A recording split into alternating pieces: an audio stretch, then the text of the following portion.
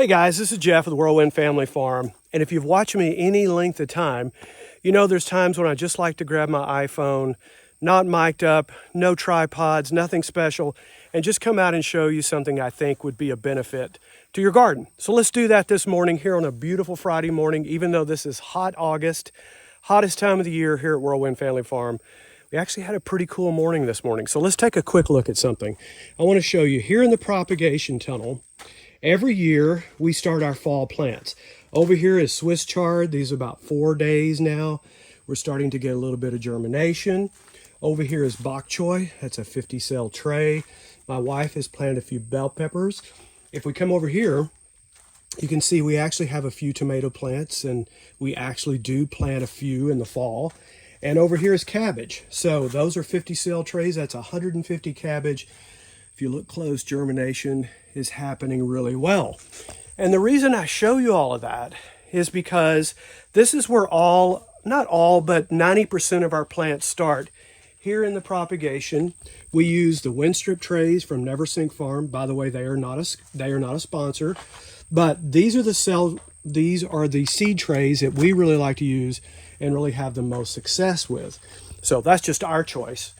But the reason I show you that, these little seedlings start off in this nice little environment where there's a very little wind. I'll raise these sides a little bit this afternoon. Because I'm out here during the day, these get misted and taken care of, and they're in a very protected environment. And the reason I show you all that, here in about 3 weeks from now, many of these are going to be ready once we get into September to be transplanted out into the rows. And when they do that, there's something that can happen, and this can happen spring, summer, fall, whenever your planting season is, as you can have transplant shock. And I'm going to show you an example. These are what you might call, or I would call, pie pumpkins, and this particular species is cinnamon girl.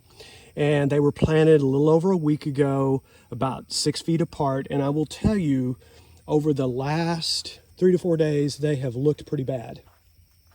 Again, we're in the middle of August. We're hitting days that are in the upper 90s, so there's a lot of wilt and a lot of damage. And you look out here and you think, gosh, these are just not going to make it. But I'll tell you, this morning, they look pretty perky. They look pretty good. They're hanging in there. You can see they've been watered well. We have our drip lines. Whether you top water or drip, either way, it doesn't matter. Of course, you always don't want too much water late in the evening. You do with things like this, you don't want to get powdery mildew. But the reason I show you these pie pumpkins is, I said about 4 or 5 days ago, they look like they were not going to make it. I got to tell you, they didn't look well at all. And that's one of the things that we deal with when we're coming from a seed tray out to the bed, is transplant shock. And that's something to be aware of. If you're gardening for the very first time, you may have a particular plant, a group of them that you transplanted out, and you're like, wow, these really look bad. I don't think they're going to make it. So a couple of things that I want to share with you to lessen that just a little bit. If you're raising these next to a windowsill or a back porch, getting them ready for your backyard garden, again, they're in this nice environment where it's nice and cool. They don't have any wind. They're getting the proper little misting of water each day. Life is good. You're in the nursery just like a little kid. Life is good. You're not out in the harsh reality of the world yet. So if I can make that analogy, the thing, as I flip the camera around here, the thing that I always tell people, and is a good idea, is harden them off. And what you do is you take those seed trays and go out, say 3 to 4 days before you plant, the very first time you put them in the ground, is take those seed trays outside 3 or 4 hours a day, set them outside, let them get wind, let them get the heat of the sun. And what you're doing is just like you would your own self. If you start to work out or start to get ready, go to the gym, the first few times you go, you feel like wilting.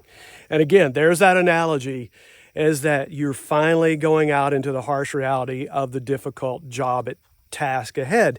And sometimes that's a tough thing to do. And that's what we do with these seedlings. Take that seed tray out, set it outside, let it get exposed to, if it's a storm, bring them in. But if it's just regular wind, regular heat, sun of the day, give them several hours to harden off. Do that for 4 to 5 days. before you transplant. And then you're going to have a better chance of survival because these little plants have been hardened off and they're getting made more for the reality of being out in the real weather. The other thing is, if you start to see some of that wilting and start to see some of that transplant shock, don't be discouraged. Doesn't mean they're not going to make it. You may have a few that don't make it, but that can be just a normal process. I will tell you, out here, again, a few days ago, and I've been doing this for several years, these did not look like they were going to make it. Now, we'll tell you, we transplant with about 90% of the things that we plant out here, but there are some things that we direct seed. In direct seeding, we use a little earthway seeder. If it's things like carrots or onions or bush beans, we direct seed those with the seeder. And you can do it in a small garden with your finger. You don't have to have the expense of that seeder. You can just take your finger, make the little furrow, drop your seeds in, cover it up, and start watering. That's direct seeding. But these transplants out of the seed trays, just be aware that transplant shock is a thing that can happen. They can look kind of peaked and sad there for a while, but it doesn't mean they're not going to make it. And I will tell you, here in August in Texas, where we have a lot of heat and there can be some really windy days out here, these were looking, I'll zoom in, they were not looking that well, but I will tell you, here about this 6th, 7th day that they've been transplanted, they're starting to look better and they're getting their sea legs, so to speak. So there you go. Transplant shock is a real thing. It can happen. And there's the thing, if I have to give you one bit of advice, is try to harden them off before you take them out to the rows. So this is my day again where I just grab the phone, go out, kind of tell you something that's on my mind that maybe can help you and take you a little further along in that gardening process and just let you be aware of that particular subject. We're so glad you found our channel. We appreciate it. It means a lot to the channel when you like, subscribe, hit that bell for notification. And if you've ever dealt with transplant shock, and maybe you have a method of dealing with it that is really good and can help others, please put it in the comment section. We'd like to know about it. It benefits us all, those of us who garden each day. Thanks again. Again, thanks for subscribing, hitting that bell for notification. Talk to you soon. Blessings over you, your family, your garden, from Whirlwind Family Farm.